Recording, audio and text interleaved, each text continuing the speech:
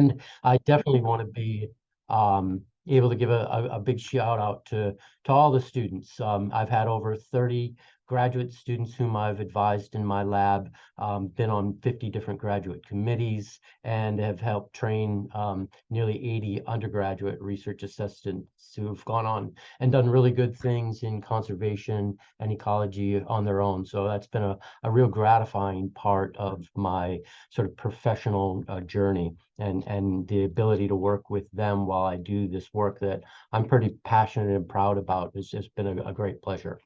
So, as many of you are probably aware, in recent history, woody plants, the past century or so, have been displacing grasslands in these open ecosystems. And here you can see a photo that series that Steve Archer lent to me in Arizona from 1933 to 1921. It used to be a sort of mixed grassland ecosystem, and now it's a degraded shrubland with a lot of bare ground and soil erosion. Here's another photo from an area in New Mexico where you can see in this sort of time lapse. In 1902, it was a grassland. In 51, it's beginning to be invaded by cactus. There's still a fair amount of grass in there, but there's some woody plants in as well. And then a century later, it's almost all succulent cacti, woody plants, and bare ground, and that's experiencing soil erosion. So this degradation and desertification is a great cause for concern.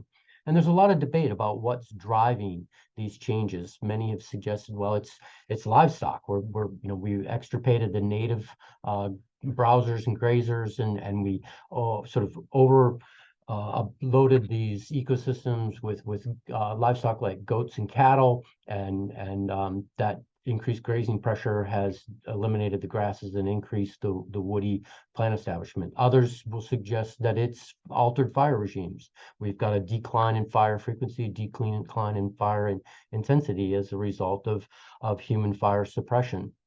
Climatic regimes are changing, particularly the amount and seasonality of rainfall events that may be more favorable to the establishment of woody plants as opposed to grasses. Nitrogen deposition through atmospheric fossil fuel combustion, the pollution that's caused by that increases nitrogen, and that may tip competitive balances away from grasses that use a C4 pathway that are more water efficient and better able to conserve carbon dioxide. If carbon dioxide is no longer limiting in many of the C3 photosynthetic pathway plants, which includes the woodies, may be given a competitive advantage. Atmospheric CO2 coupled with nitrogen deposition are thought to be some real contributors. Other land management changes and historical legislation effects of aspects in which we've managed lands may be also contributing to these things. But it's pretty determined that both fire suppression and grazing intensities are big contributors. Yes, climate change is happening and may be a contributor, like nitrogen deposition and carbon dioxide and some of these other factors, but these fence effects are so stark throughout much of the landscape, where you can see one area that receives fire and is only modestly grazed, other areas that are heavily grazed and has fire suppression. Those lead to these really stark changes that alter the grassland ecosystems and change the compositional shifts away from herbaceous dominated to more woody dominated. In the Great Plains, we've got invasions of lots of different juniper species. Here through Texas, there's 3 different species that we have, but really extending all the way up through the central Great Plains and into parts of Canada. There's a variety of juniper species that are beginning to establish and transition grassland ecosystems to more shrubland or woodland thickets. Norma Fowler at the University of Texas lent me this slide. Here you can see in just a 14-year period of time in an area where they weren't really even overgrazing it, but they just stopped fire management. It went to better than a doubling of the cover in terms of the juniper encroachment that took place. And this is not an uncommon sight through Texas, Oklahoma, or Kansas, and even into Nebraska and some areas north, where you see these areas where fire suppression and overgrazing have led to this woody encroachment, where now you went from a herbaceous dominated biologically diverse ecosystem to something that is almost monocultures of juniper woodlands with very little understory growth and oftentimes increased amounts of soil erosion that are taking place. So we had asked the question, why should we care? Well, grassland savanna ecosystems, or as we're increasingly calling them, open ecosystems, account for 30-35% of the global net primary productivity. There's a lot of plant growth that takes place in these, and a lot of carbon sequestration that occurs as a result of that. There's 2.5 billion people that are dependent upon these ecosystems for their livelihood, for both wildlife and livestock grazing, for agricultural goods and services, and then of course the inherent value that biodiversity provides in and of itself. Now, there's consequences to this conversion that's taking place from grassland to juniper in the Great Plains. We're losing biological diversity. We're seeing perhaps greater amounts, and this is one of the counter arguments that some will use, is that let's let these become encroached by woody plants because it'll increase carbon sequestration. You'll put away all of this carbon dioxide, help mitigate against climate change by growing woody plant biomass. Well, as we're learning, there is some short-term gain in that, but the below-ground storage of carbon in grassland ecosystems is often greater than in woodland ecosystems, and that's not always being fully accounted for. And it's also much more stable, because the problem, as we're seeing, is that many of these areas, once they become encroached by woody plants, is that it's not a matter of if they're going to burn, but when. And so, yes, you may sequester carbon for a decade or even a century, but when a wildfire goes through and volatilizes all that woody plant biomass, you now haven't sequestered any carbon above ground. Whereas a grassland will, through the time and the accumulation of biochar, sequester far more carbon. There's a variety of different arguments about how woody encroachment influences groundwater and stream flow. The hydrologists love to argue about themselves, and I'll leave that to them. You should maybe get one of them in one of your future presentations, because they give some interesting, compelling arguments. Of course, in livestock production is very low in these areas that become encroached by woody plant species, and that's one of the reasons that stakeholders, landowners, spend so much money trying to control woody plants, because it's a low quality habitat for both wildlife and for livestock production. And then, of course, the issue with wildfire suppression. In grasslands, when fires start, we can mitigate against that. We can fight those fires. But in these woodlands, in many instances, there's really not a lot that can be done with the intensity of fires that begin to take place. These are some data from Ryan Lim up in Oklahoma. Shows that as the eastern cedar canopy coverage increases, you can see herbaceous biomass is a direct negative correlation in terms of decreasing as well. This is Alan Knapp and some of his colleagues up in Kansas, where they show as these juniper species increase in density, the overall biological diversity of plant species precipitously drops. And that's very stark as you get these complete canopies of juniper that begin to form.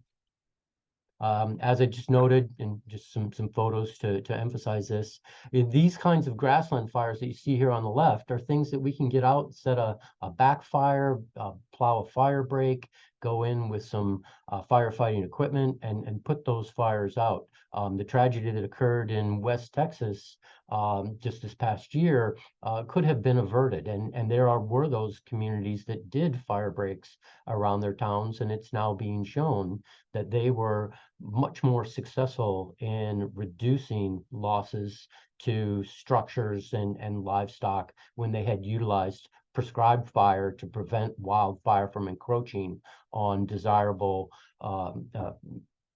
resources. In the photo here on the right, Sam Fullendorf up in Oklahoma lent this one to me. It's a fire in an area that's become heavily encroached by juniper. You would even believe that. It used to be a prairie grassland ecosystem. It looks like a forest. And then what you've got there is a forest fire now that is going to be very difficult to try and control and fight. So the question that we're asking as ecologists, how do we restore these grassland ecosystems once they've been degraded by woody and succulent plant encroachment, once they go from something that you see there on the right to something that you now observe on the left? There's been a variety of different traditional management usages, biotic control, people actually trying to even genetically select for juniper eating goats that will consume more of the woody plant establishment that occurs. But a lot of this forage is very unpalatable and not particularly desired forage for both wildlife and livestock. Mechanical treatments are often used, but they're expensive. The big equipment costs money to purchase or rent and to maintain. It's time consuming to be out there on that equipment. It can often be very damaging to the soil, and that damage can cause erosion or non-native invasive species establishment. Chemical treatments have been shown to be somewhat effective, but they're expensive. And there's non-target effects. You go spraying synthetic chemicals all over the place. Well, Dow and DuPont are billion-dollar chemical companies for a reason. The products they make are effective, but they're expensive. And that said, despite the effectiveness at the kind of 100,000-acre scales that we're sometimes talking about here in Texas, trying to spray these chemicals from biplanes, which is the only suitable strategy, has not been shown to be all that effective in terms of its overall efficacy of control. And then finally, prescribed fire. But in Texas in particular, there hasn't been a strong culture of utilizing fire as a means of controlling woody plant encroachment. And many individuals are concerned about its effectiveness when they've utilized prescribed fire and not achieved the results that they were hoping to achieve. And then, of course, when prescribed fires become uncontrolled wildfires, there's lots of accountability and concern that arises in those instances.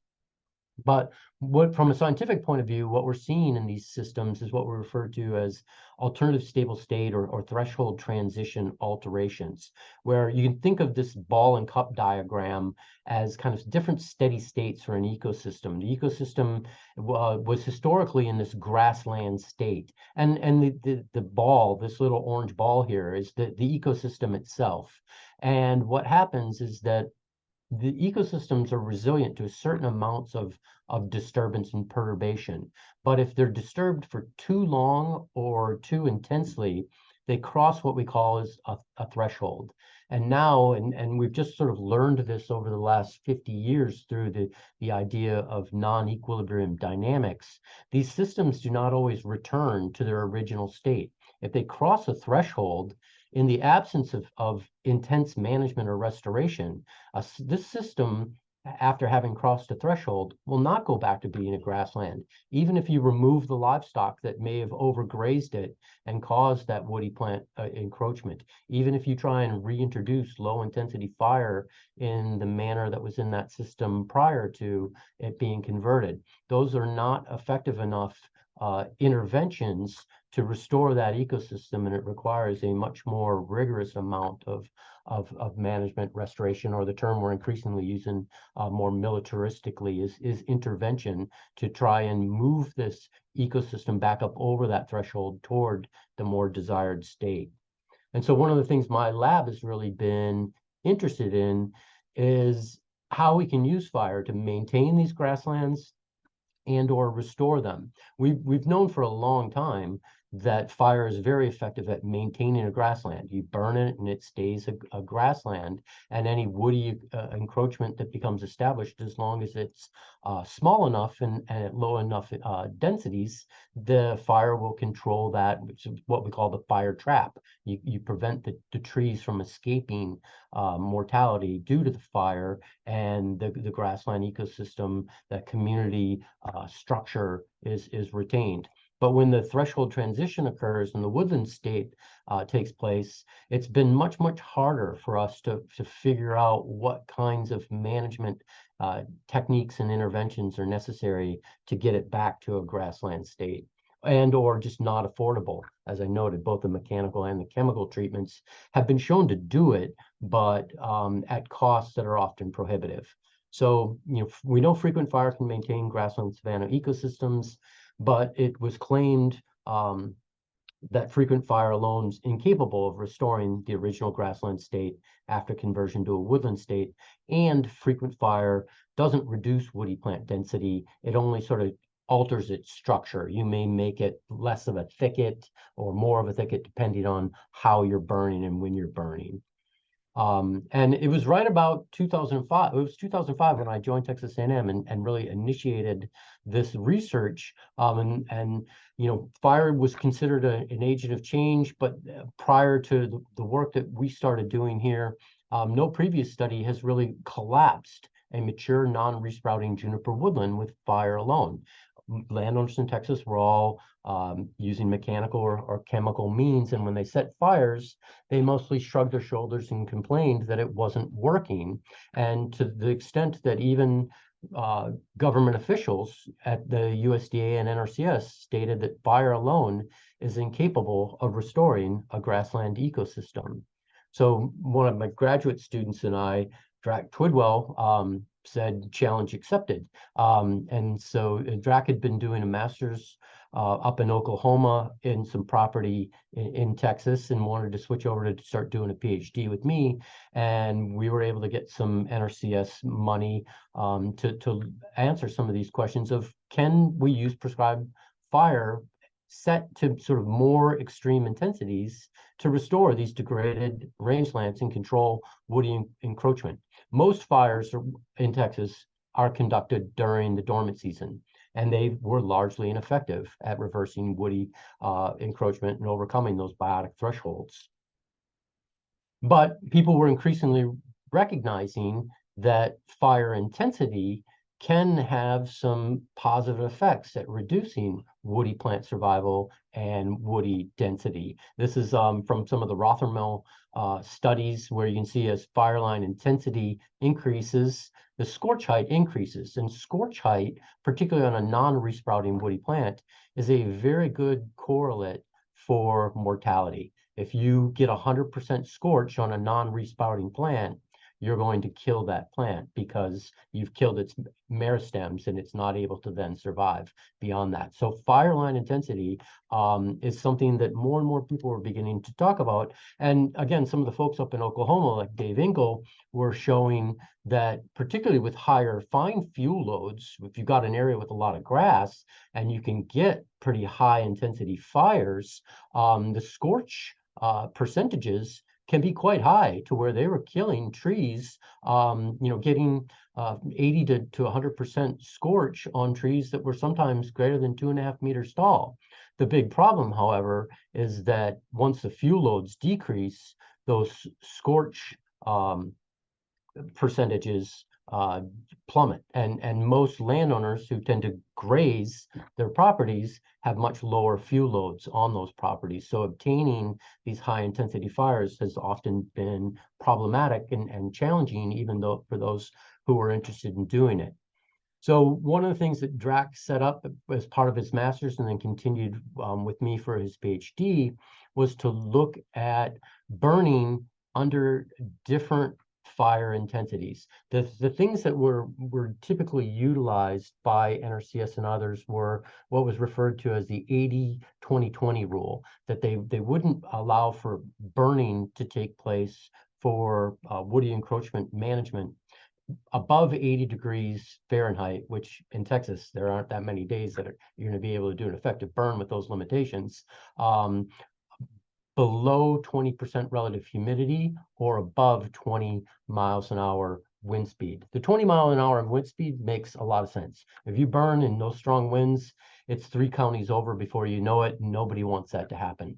But the temperature and relative humidity seemed rather arbitrary, and it was something that we wanted to challenge. And so we were able to get some special permissions to burn outside of those parameters and restrictions. Drac burned in some mild conditions, and that's what this first set of data shows, where the foliage moisture levels were quite high because relative humidity was high and temperatures were low. And when he had enough fine fuels, he got pretty high mortality, pretty high scorch on the juniper. But when the fine fuels were low, it wasn't able to carry the fire as effectively, and the scorch was sometimes less than 20%. And you can see in this photo, that's a pretty sort of uninspired shoulder shrug of a knocking back your woody juniper as a result of all the time and effort and money you spent doing a prescribed burn.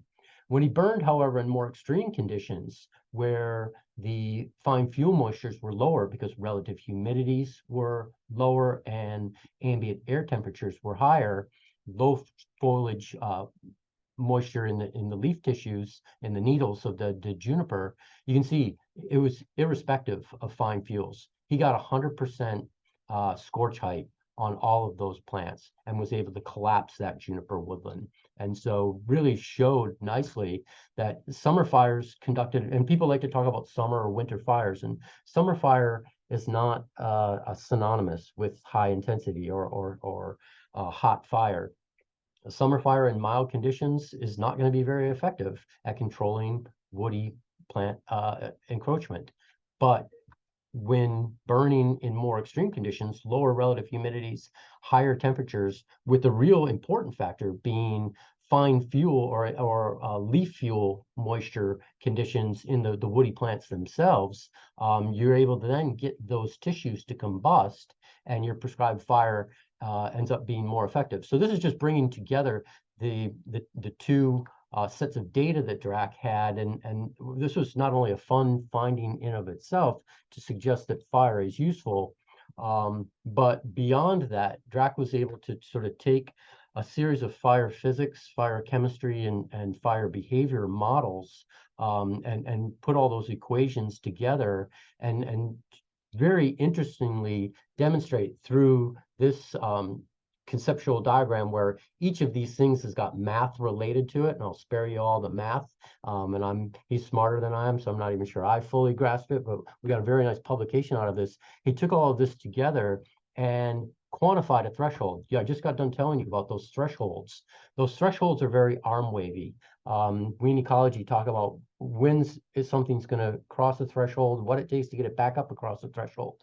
We don't know. It's very sort of vague and conceptual and not quantitative at all.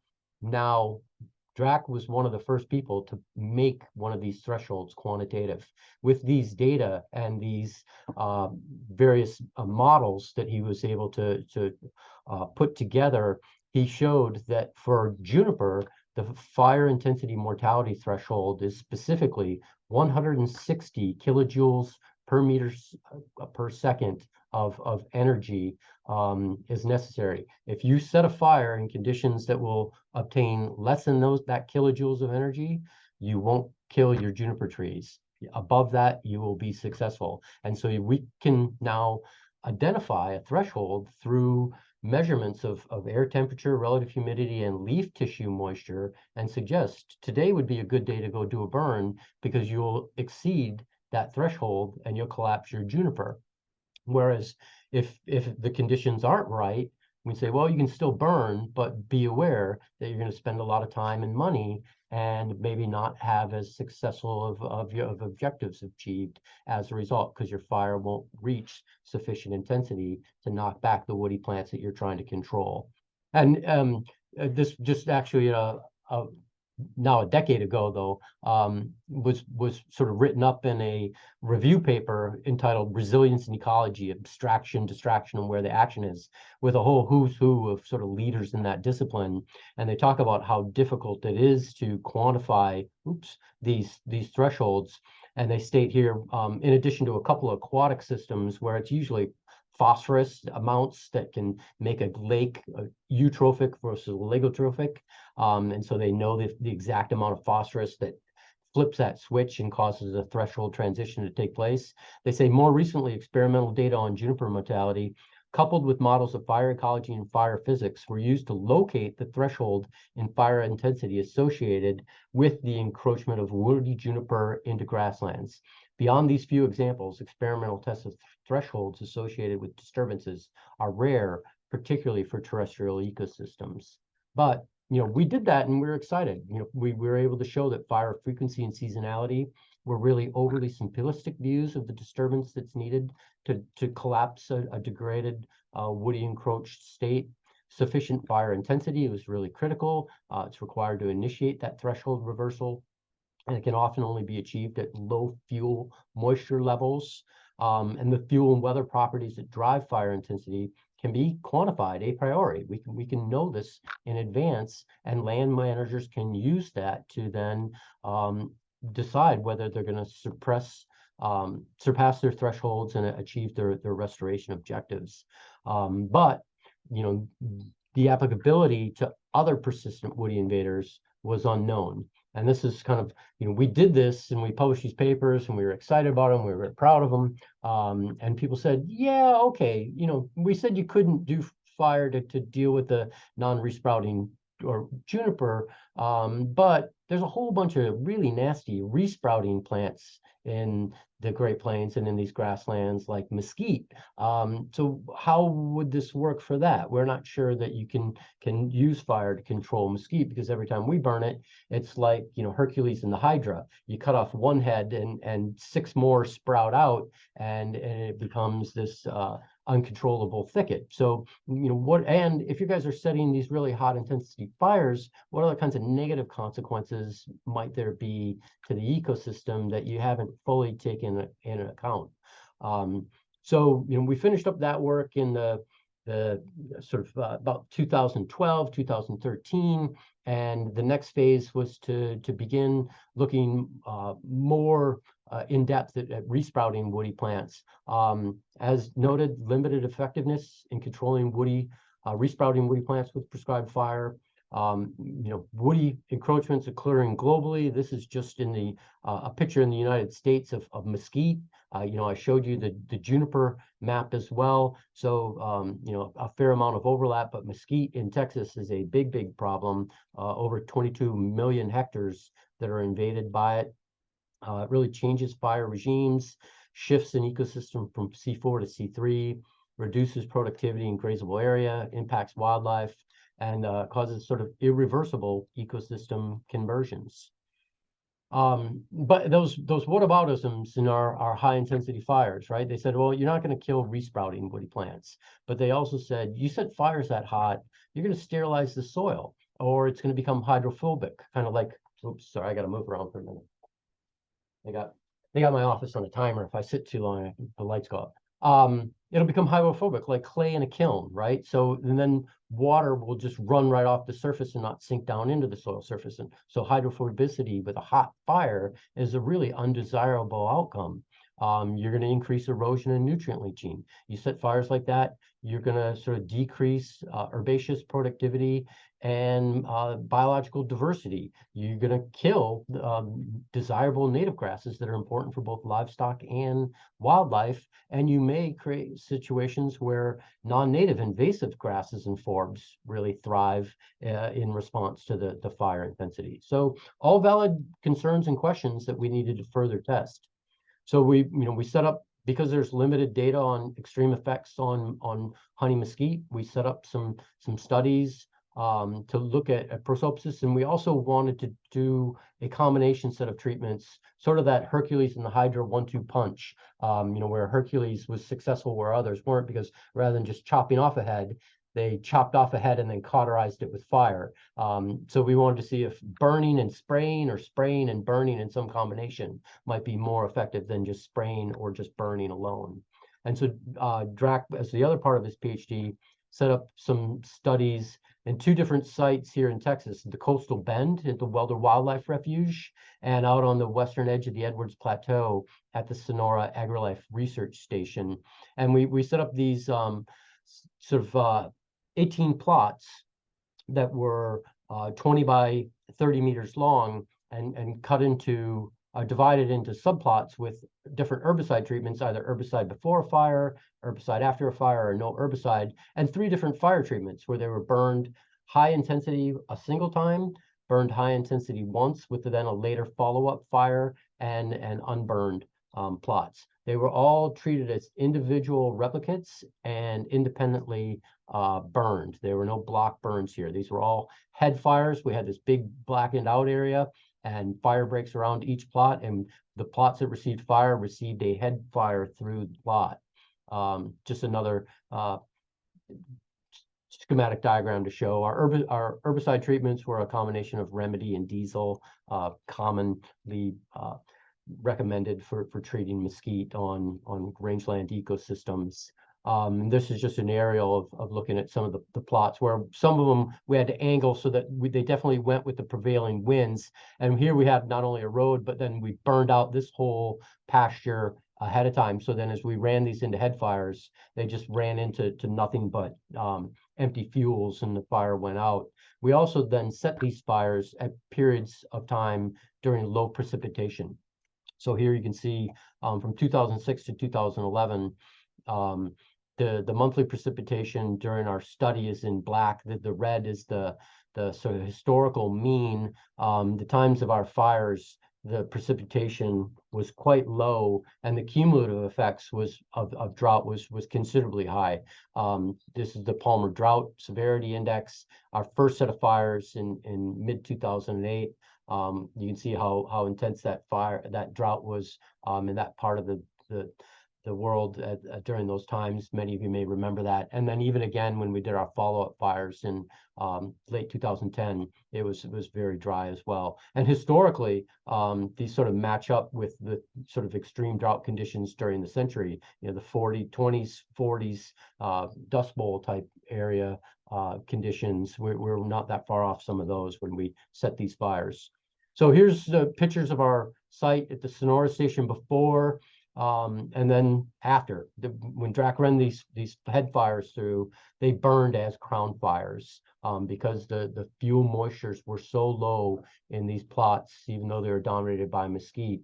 They burned as head fires as they went through there. Air temperatures were, just around 100 degrees Fahrenheit, so much above the former 80-degree Fahrenheit limits that the NRCS used to have. And I should note, after this work, they've eliminated those restrictions. The 80-20-20 rule no longer is in effect.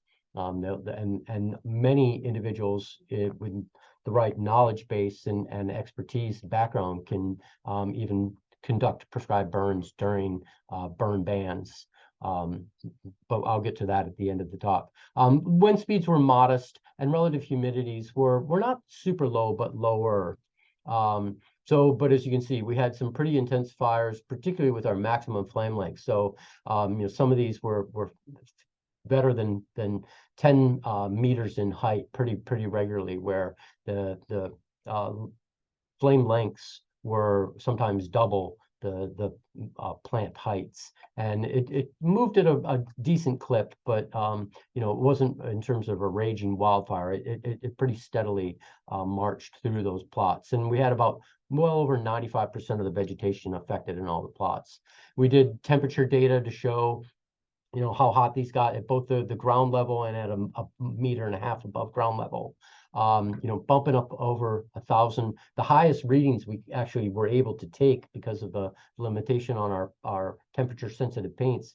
We probably had several plots that were well over this 1,093, but that's the highest we could measure. And so the overall means were right around 1,000 degrees Celsius, and even at a meter and a half in height, they were bumping up against 500 degrees Celsius. And we had these incredible convection columns of smoke when we set the fires. You can see the mortality that took place. And this is one of our undergrad students. That hole he's reaching into used to be the trunk of a mesquite tree. It burned all the way down into the ground about a half a meter and got down and killed those perennating buds that send up the resprouts, and definitely caused mortality on that one and many others.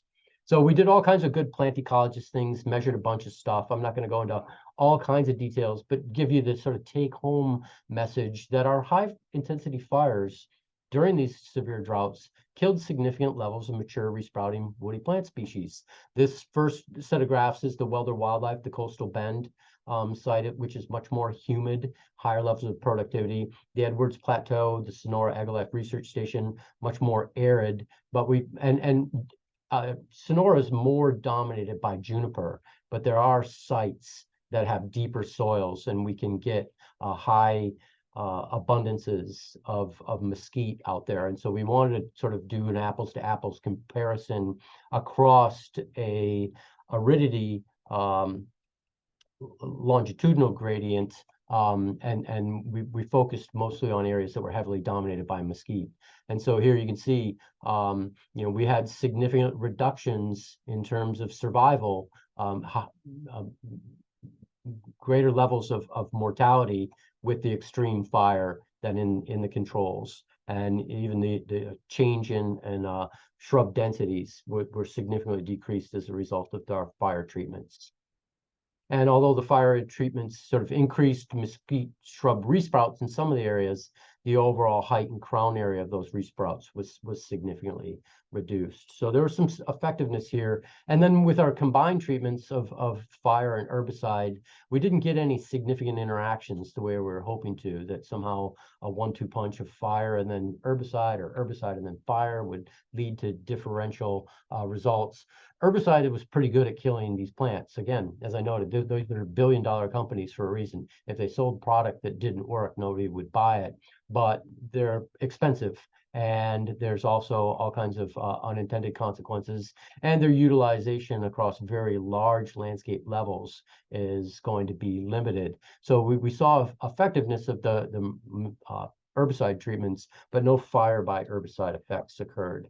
One of the whataboutisms that people said is, oh, you're going to decrease desirable herbaceous productivity and richness, and you're going to increase the number of invasives. This was just at the Sonora site. We don't really have that many non-native herbaceous species to begin with. But at the Welder site in the Coastal Bend, there's a lot of King's Ranch bluestem and other old world grasses that are of concern. And so it was a legitimate concern that these high intensity fires would maybe be conducive to the establishment of that undesirable herbaceous diversity.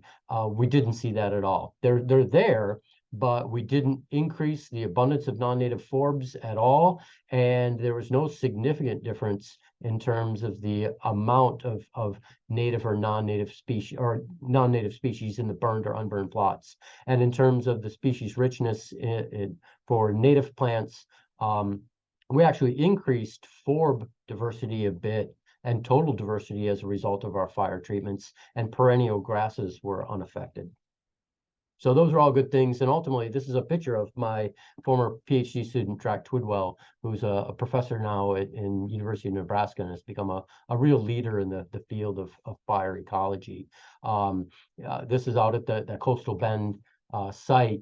And you can see we killed all these mesquite trees. And this is mostly little bluestem. So the abundance of native grass species that have recovered in these areas are ideal for follow-up burns, because the long-term goal isn't to constantly setting these high-intensity fires. It's to try and do it and then get the system back to where we can keep the woody encroachment in that fire trap and do more moderate kinds of follow-up prescribed fires to maintain grassland ecosystem integrity.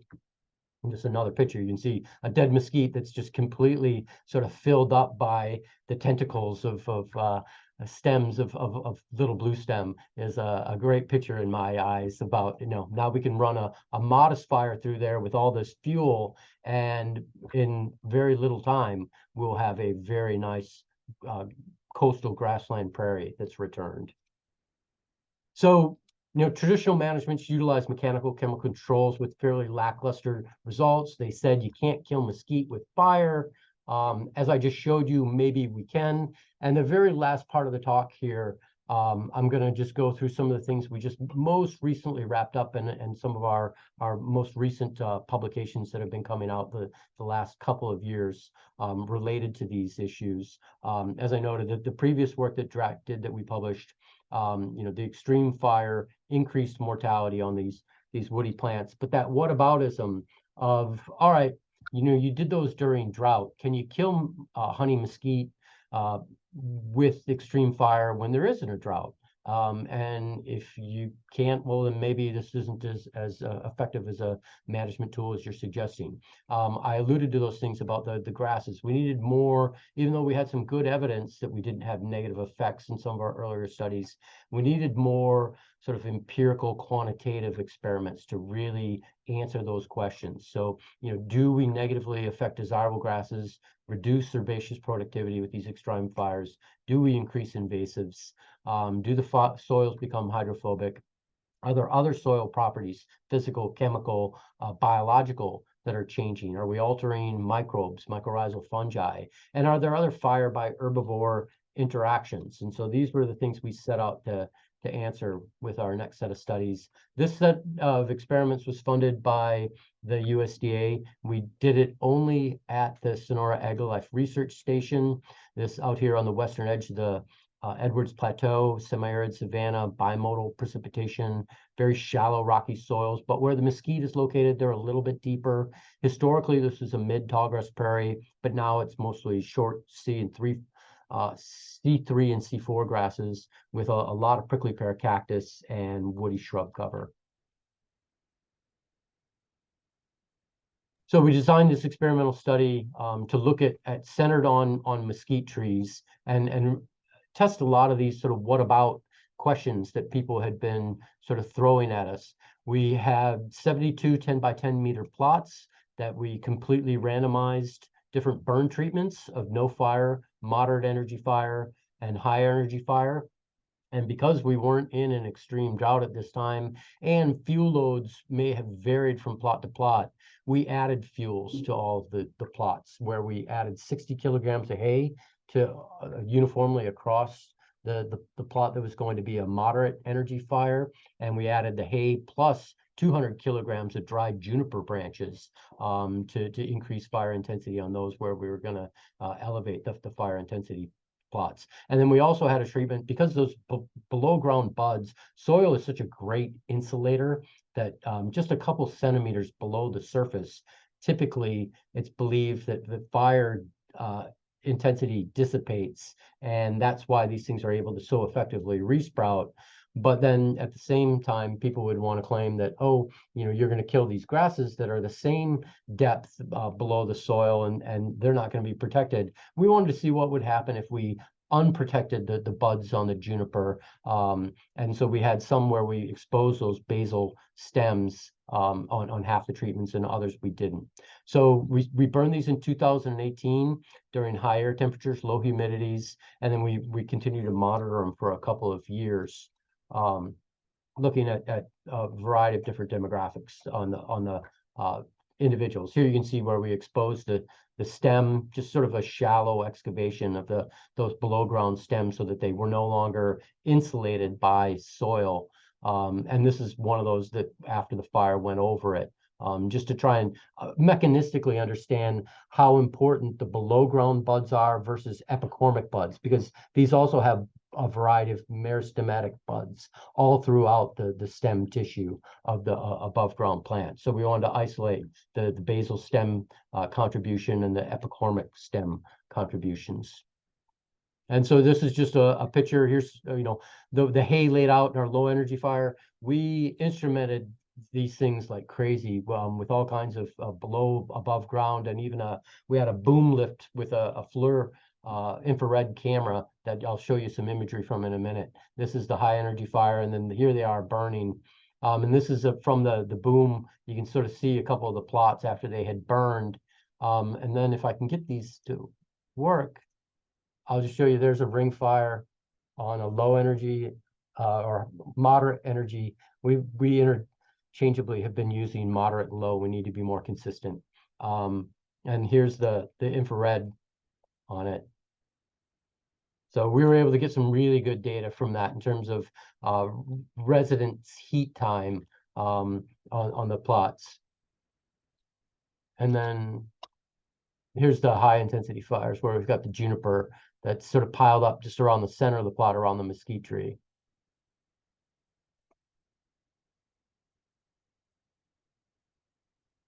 And these burned for a long time. We had to sit there with a whole lot of doing nothing until that fire fully burned out, and then we were done taking data and we could move the boom lift to the next plot. So we were able to sort of measure soil moisture during these experiments, relative humidity, wind speeds, ambient air temperatures, all those important things. And you can see we got some pretty intense fires that were set during these studies. Well over 10,000 kilojoules in the moderate fire, 36 plus thousand kilojoules in the high energy fire. We're using the term energy rather than intensity because they were ring fires. And fire for fire behavioral ecologists, they get very bent out of shape if you misuse the term, because fire intensity typically means a rate of spread that accompanies it. And because these were ring fires, there isn't a true rate of spread, so it's not fire intensity.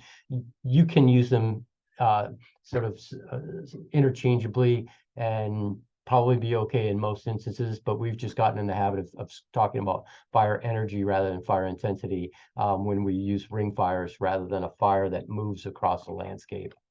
You can see in terms of soil heating, there was some, in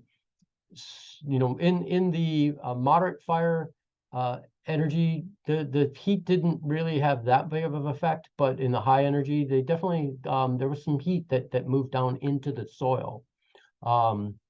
And the duration was higher in the high energy fire. There was a fairly significant duration of heat that retained in the soil for a period of time. And so that may have influenced, we were concerned how that would influence the herbaceous vegetation. We measured hydrophobicity in a number of different ways. And we didn't find any effects where this idea that water would sort of pool up on the soil after we had burned it with different fire energies. We just didn't see that to be an effect. And it may be largely due to the soil type. So it's not to say that high energy fires won't cause hydrophobicity in some systems, but in this system, it's not a particular concern. And we got some interesting results in terms of mesquite resprouts after these different fire treatments. We had a significant interaction between fire and basal exposure at the beginning, but in the second year that dissipated. Of course, we had a much lower resprouting with high intensity fire versus the lower moderate intensity fires. And one interesting thing is that wind speed was very significant covariate in terms of influencing the amount of resprouts that occurred in the low energy fire plots. In the high energy plots, we burned them so hot that a little bit of variation in wind didn't change fire intensity. They were going to burn hot no matter what.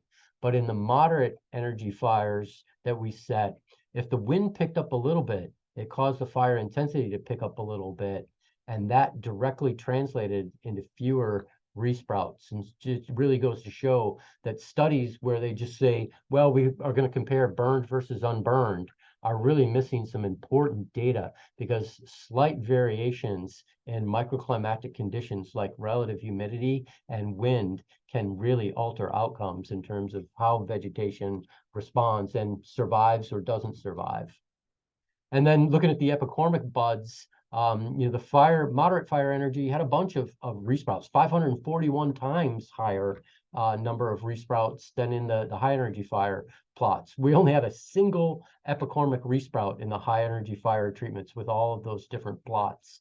The mesquite with the exposed root crown had 2.6 times fewer epicormic resprouts. So again, soil is a good insulator and really benefits those plants. And it's, there's suggestions that there's even sort of structural adaptations to help soil accumulate around the base of these plants, because it does provide that kind of protection. So the architectural adaptations sort of enhance soil accumulation and then provides that insulation against a fire when it does occur.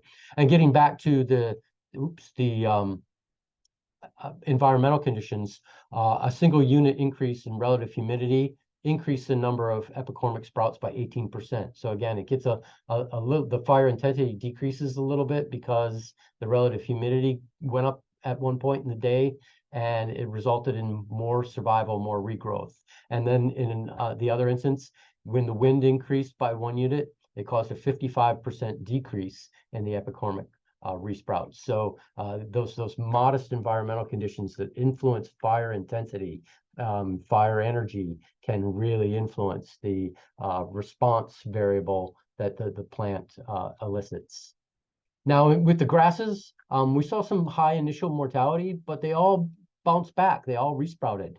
We looked at two focal species that are very abundant: a C3 cool season bunch grass, Nacella, which is Texas wintergrass, and Hilaria, which is referred to as curly mesquite. It's a C4 shallow rooted grass. We think both because of the morphology adaptations and anatomy, as well as the photosynthetic pathway. It's going to more negatively influence the C4. The C4 grasses are at their sort of peak photosynthesis, peak growth during the August part of the year when we set these fires, whereas the Nacella, the Texas wintergrass, that C3 is it's called wintergrass for a reason. It's sort of at its peak physiological capacity much later in the year or into the spring.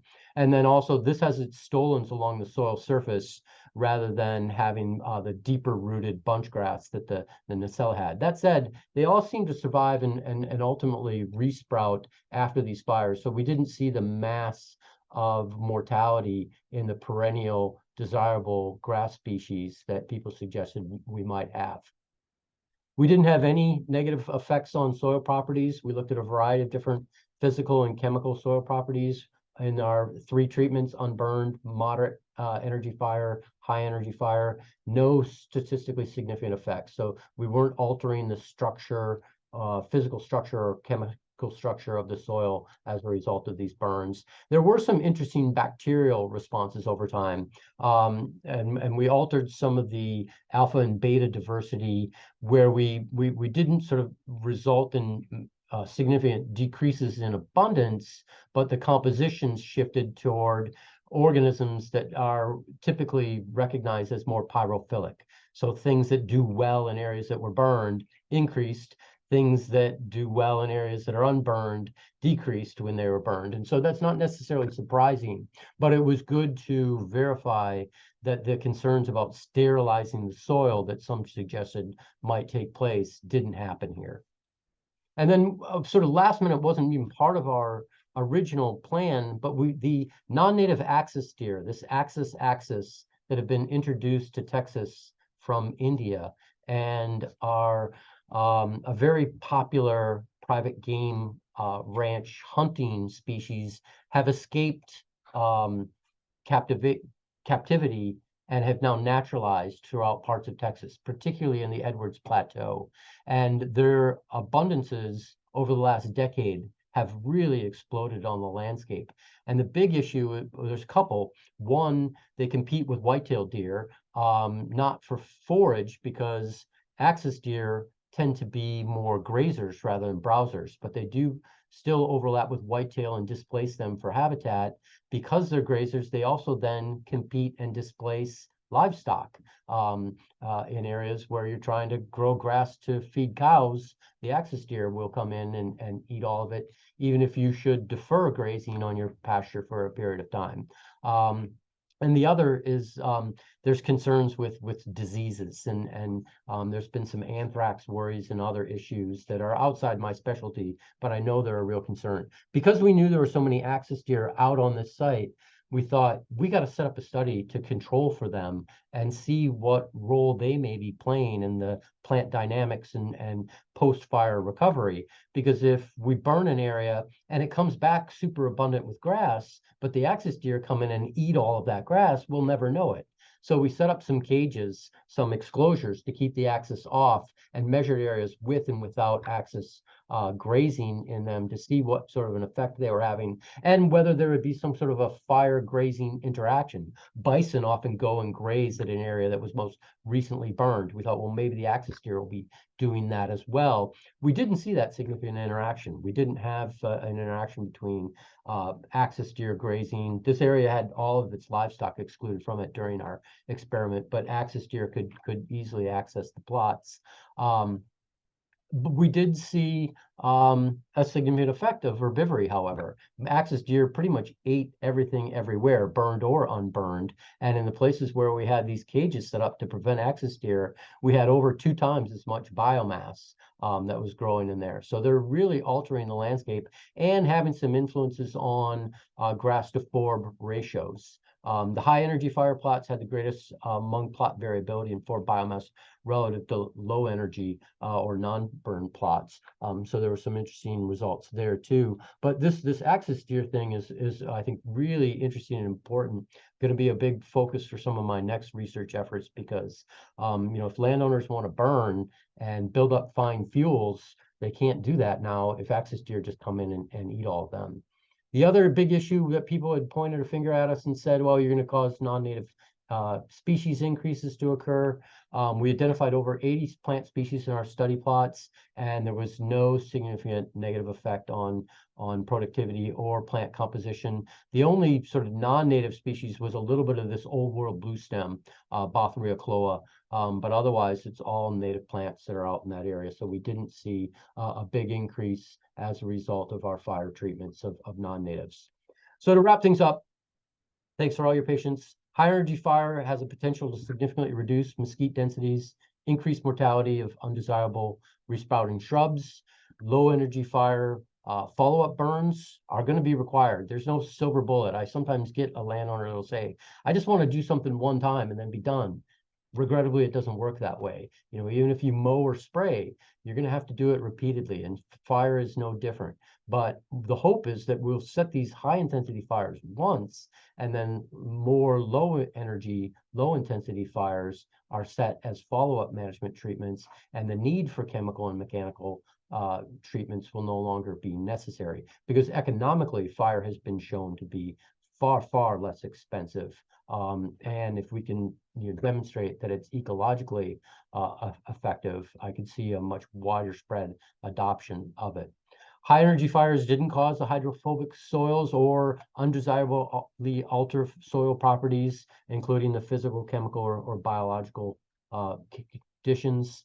High energy fires did not negatively affect the herbaceous plant productivity of natives or the native composition. There were some maybe shifts in species abundances that would need to be taken into account depending on what you're managing for wildlife or livestock. There was some immediate bud death in some of the dominant graminoids that were exposed to high energy fires, but the potential for recovery was observed to occur a relatively short period of time. High energy fires didn't increase non-native plant densities. High energy fires don't increase herbivory impacts, although the presence of these recent exotic grazing wildlife like axis deer and are going to affect land managers and stakeholders and their ability to accumulate sufficient fine fuels necessary to conduct high energy fires. So if I get my light to turn back on, I can wrap up. Extreme fire events in Texas rangelands don't sterilize the soil. They don't decrease herbaceous plant productivity. They don't increase the dominance diversity of non-native grass species, and they seem to be pretty effective at controlling resprouting woody shrubs, both ecologically and economically, despite the naysayers who've said that this couldn't be done. Now, sociopolitically is a different issue, and that's a big thing because that'll be another what about, and I'm fine with that because it's important to separate them. If people said, scientifically, ecologically, you can't use fire to achieve these objectives, and we've shown that, yes, it's not actually a physical or a chemical or an ecological limitation, but then they say, yeah, but it's dangerous. Well, that's a socio-political constraint, and that's a different set of questions. With increasing fire intensities come increasing risks, and in many instances, these kinds of societal constraints are going to drive management applications. A couple of my undergrad tree huggers here don't want that mesquite to die. And this is Butch Taylor, who's been one of the biggest leaders and proponents of prescribed fire throughout Texas. A real champion for getting landowners together to utilize fire to bring together. There's shared resources and expertise and efforts to utilize fire to manage their properties. A quote from Butch: "The bottom line is if ranchers want to use prescribed fire on a routine basis, they'll have to organize at the local level to enhance their clout within the local community." And that's exactly what's been done through efforts of Butch Taylor, and we've kind of been along for the ride with this, published a paper in Frontiers in Ecology talking about the sort of rising Great Plains fire campaign, on how these prescribed burn associations, these cooperatives, are expanding throughout the entire Great Plains. And this is now over a decade old. The number of these burn cooperatives has better than doubled since we published this paper. And these burn associations provide all kinds of benefits in terms of fire safety training, opportunities to participate in prescribed burning, pooling labor and equipment. Liability insurance is a big one where individuals can't get it, but sometimes when they have a prescribed burn manager and a limited liability company, they can get a policy to do prescribed burning. They can often have then a sufficient authority to go to the county commissioner and say, we want to burn during a burn ban. We know what we're doing, and it'll be as safe as possible. And often they'll be granted that permission so that they'll achieve their restoration, grassland, prairie management objectives. So, and it provides all kinds of other benefits in terms of, teaching younger generations, conservation stewardship, and just community building kinds of benefits. So is this sort of widespread adoption of prescribed extreme fire that I just told you about a likely realistic restoration goal? We're not really ready for that to happen. But one, we know that ecologically that's not our limitation. It's socioeconomic, socio-political. And once we know that, then we can better address the question in a satisfactory manner to let us decide whether the benefits are worth the risks, and have those conversations and decide how we're going to go forward to ultimately conserve these grassland, prairie, open ecosystems that we all cherish so much. So with that, I'm happy to take any of your questions. Thanks for your patience. I probably went a little bit long, but I get impassioned by this because I really do like these ideas and having these discussions. So thanks for your attention. Thank you, Dr. Rogers. That was fascinating. We've got I'm sure people on the call who are often do participate in the prescribed burn associations and burns.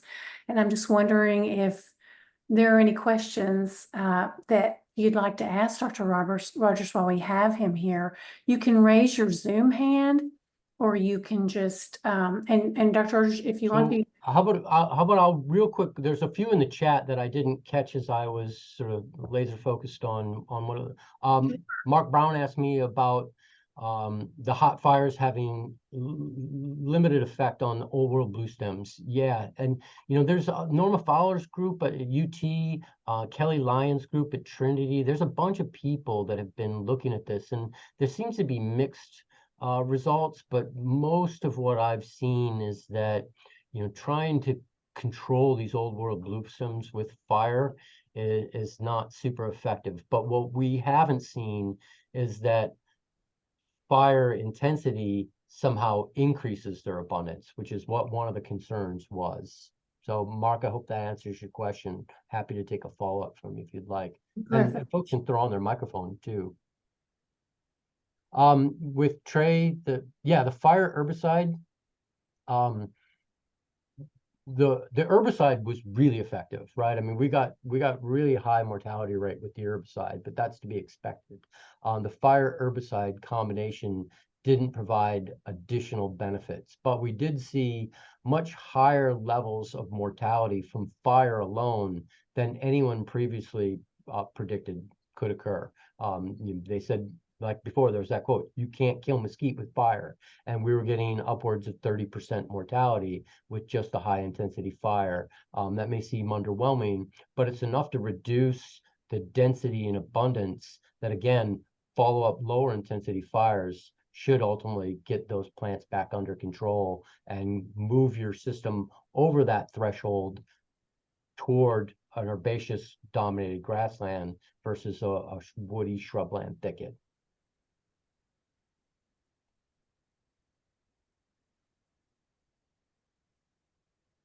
And so, also asking about KR, again, there's definitely, you've seen some results that indicate the fire allows the invasives to return stronger. Some folks have shown that with their studies. And so I'm not, we probably need a meta-analysis and some coordinated set of experiments to see, is it related to soil types? Is it related to climatic conditions? Are there other legacy effects? Why are we getting these mixed results in terms of how things like KR are responding to fire treatments? Marvelyn, do you want to pick some other questions out of the chat for Dr.? Yeah, Dr. Rogers was doing a really good job. One of the Susie was out, and this interested me as well. Susie was asking if the high intensity fire changes the protocol, it's typically of 3 to 5 years of burning. Would you still follow up with a typical fire at that same rate after a high intensity, or does that change the timing? It's going to be really driven by herbaceous recovery. You're gonna need the fine fuels to come back, and as we know in Texas, that's often driven by precipitation. And so if you have a prolonged drought and your fine grasses don't come back as quickly as you had hoped, your follow-up fire may take a longer period of time. So fine fuel is the grasses that would grass fuel and the next forbs. fire. Yeah, Okay. and that's what really will help carry that fire through an area. Okay. Are there any other questions for from those of you that don't want to put it in the chat, just want to ask Dr. Rogers directly a question?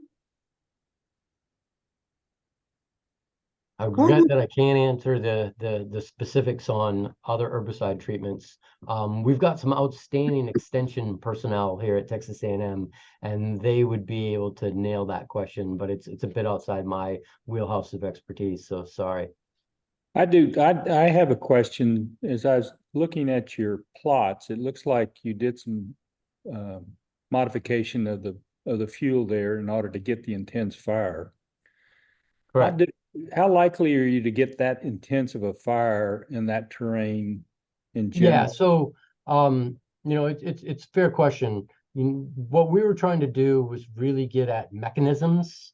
So a lot of this study had what would look to everyone as artificiality, right? And it wasn't necessarily meant to mimic natural conditions. We were creating that level of experimental artificiality so that with all our instrumentation, we would have a great deal of sort of precision and replicability across the various plots that would allow us to really look in detail at temperatures and moisture levels and survival rates and things of that nature. So to your question though, setting a fire similar to the earlier study that I'd mentioned, when the droughts were taking place and the fuel moistures were lower, you wouldn't need the fuels. So we had to add the fuels for this because of the time window in which we had our funding and the fire intensities that we wanted to achieve. And it allowed us to kind of assess these more sort of mechanistic type questions. But from a practical management application, really looking at and timing a fire toward periods of drought, towards periods of low fuel moisture, so that the fire burns more intensely and you're more likely to combust living green plant tissues. You don't need all the dried fuels that we added if you've got fuel tissues on a plant that are very low in moisture at the time in which you set that fire. Right. Well, I was looking at some of your pictures of the historical pictures of the grasslands and how they look today, and a lot of those that from today don't look like they have much in the way of fine fuels to carry the fire unless you have a lot of wind. Yeah, with some of these areas, those threshold transitions have led to an alternative stable state. they're no longer a grassland. They're something else. Right. And the other thing about the alternative stable state diagram is that the two-dimensional version I showed you is a little bit simplistic, because really it's a three-dimensional conceptual idea where, yeah, all right, we crossed from here to here, but when we do our restoration, it doesn't mean it'll necessarily go back up over to where it was. It could jump up over an entirely brand new threshold into some entirely novel no analog ecosystem assemblage. And we don't know what those are, or what they would be in the sort of contingency of time and place in which we implement the treatment. So there's a lot of sort of fuzziness and vague, directionality in terms of how we're going to manage these systems when we don't always really know what we're doing. But I think one of the goals that most restoration practitioners try and abide by is we simply want to make it better than it currently is. So if it's in a degraded state, how can we manage so that we're getting more ecosystem goods and services for non-humans, all that biodiversity, that nature that we value, but then oftentimes also, how can we get more goods and services for humans? How can we make this landscape somehow more economically valuable and viable than it is in its current degraded state? Well, thank you for the work you're doing. Oh, thank you. You had mentioned specifically the juniper and the mesquite. Would you expect the same results in Wasatch?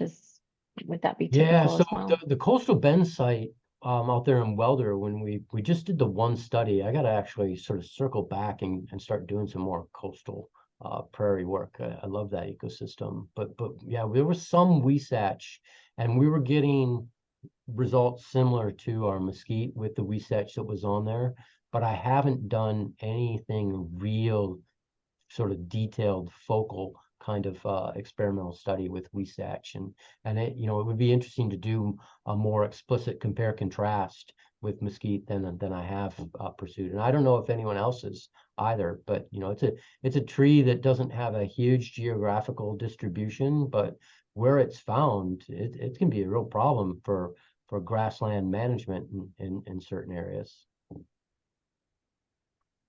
Yeah. In terms of And then the pipe go towers, ahead. yeah, our instrumentation was wind speeds, relative humidities, wind directions, air temperatures. I'm trying to remember all the other stuff. Just lots of atmospheric type data that we're getting. We had these things called eye buttons that you can put on little wooden stakes and put them below the ground, and they will kind of like your air tags, right? That you can track your luggage with. You can actually track temperatures with these things through sort of like a Bluetooth reading. So they're really cool. We were able to get some super detailed soil temperatures at different depths using these eye button wooden stake combinations. So yeah, just that was again part of this, not super realistic in terms of how a land manager would manage a property, but learning some of the mechanisms and the more quantitative results allows us to then better say, okay, if it was done in a more realistic situation and the same kinds of conditions or fire intensities were achieved, these are some of the outcomes that you can then expect based on the results we've seen from the artificially derived study. And then I think we just have the one more question about, and that you may have the tools that you were just describing may answer this. Is there a typical way to measure the moisture levels that you were describing, or is that because you have really cool tools? I mean, these things are all commercially available, but it's not something that you're going to necessarily go pick up at Home Depot.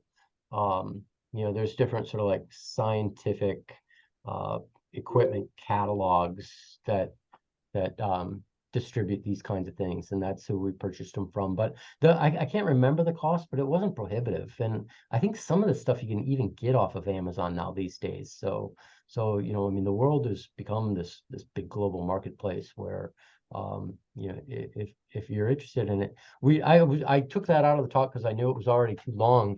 But I in a different version, I had a little bit of information on that iButton soil moisture sampling. If someone is interested in it, you can send me an email, and I'll send along the scientific publication. It came out in Ecological Applications about a year and a half ago, and so other folks have started to recognize that this might be a useful tool for their systems as well. And so I'm hoping it sort of gets picked up and utilized not only in systems like these, but in a variety of different ones where looking at soil temperatures is important. And probably with the burn associations, that might be something that, rather than individuals. Okay. And I'll put Yeah. your email address in the chat, Dr. Yeah, Rogers. that would be great.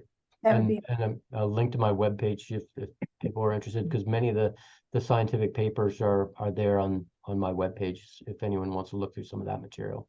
terrific. Well, this has been fascinating. Thank you so much. Appreciate the research you're doing. This call was full of people who are keenly interested in restoration or doing it on their own properties, and many of them actively burn. So this is really good. We feel like we're on the cutting edge now. Yeah, So- you guys, I mean, again, the boots on the ground is where it's happening. So it's outstanding to see so many interested people out there sort of doing the good work that you are doing. And as I noted, you know, if you're interested in prescribed burn associations, there's probably one that's popped up somewhere around your locale. And you know, even if they don't come out and burn your property, getting an opportunity to join someone else and work on a prescribed burn and a different property can be both educational, exciting, and gratifying, all wrapped up together. Yes, you can contact the Prescribed Burn Association of Texas. You can look at the PBAT website, and Trey is just posting the South Central Texas Prescribed Burn Association Yep. web address. So yeah, Preaching to a choir here. So yeah, great. Mhm. Well, thank you all so much. Thank you. It's been a real pleasure. Take care. Good night, everyone. All right.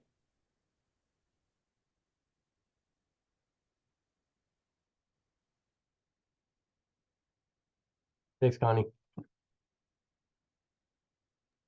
Thank you, Bill. Really appreciate your time.